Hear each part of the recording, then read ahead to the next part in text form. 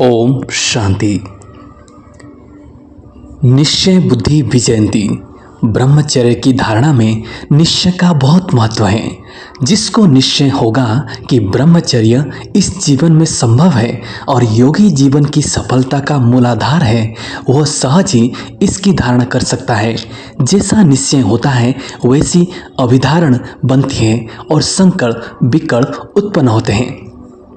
उन संकल्प के अनुसार शरीर में ग्रंथियों प्रभावित होती हैं और रस स्राव करती हैं, जिसका शुभाशुभ प्रभाव शरीर पर पड़ता है।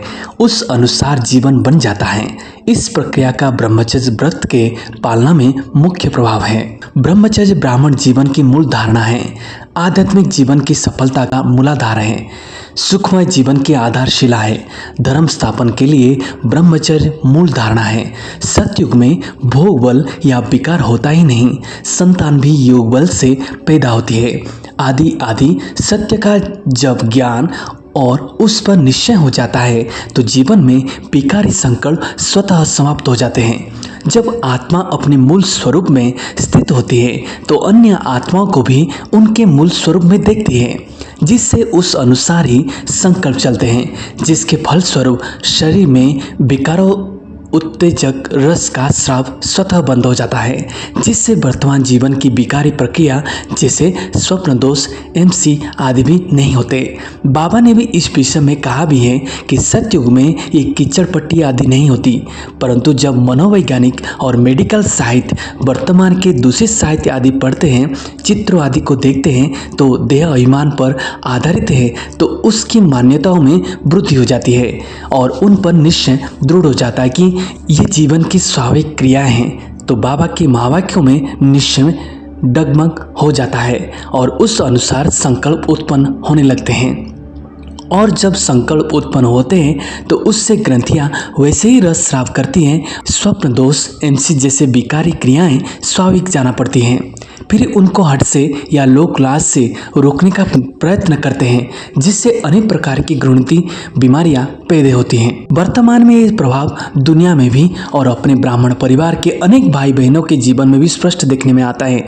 उनके लिए इस ब्राह्मण जीवन का नियम संयम पालन करना कठिन हो जाता है, जिससे अनेक अकृत होने लगते हैं।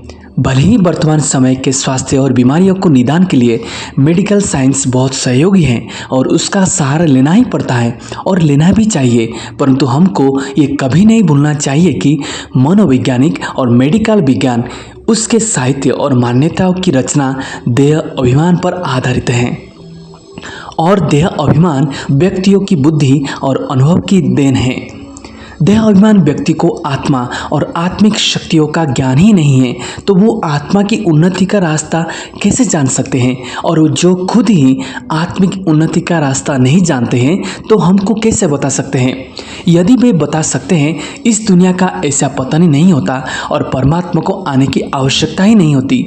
एक कार्य तो परमात्मा का ही है और वह ही बता सकते हैं। परमात्मा जो बता रहा है वही हम आत्माओं के लिए हितकारी है और आत्मा की उन्नति के लिए यथार्थ है। इसलिए हमको उन सत्य पथ में कभी भी संशय नहीं लाना चाहिए, उससे भटकना नहीं चाहिए।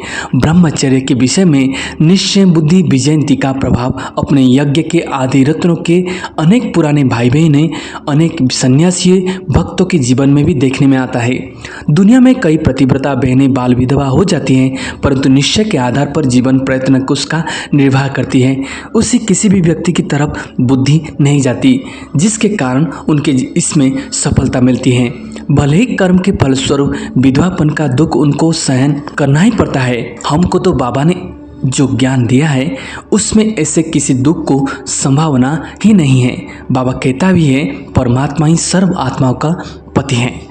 ओम शांति।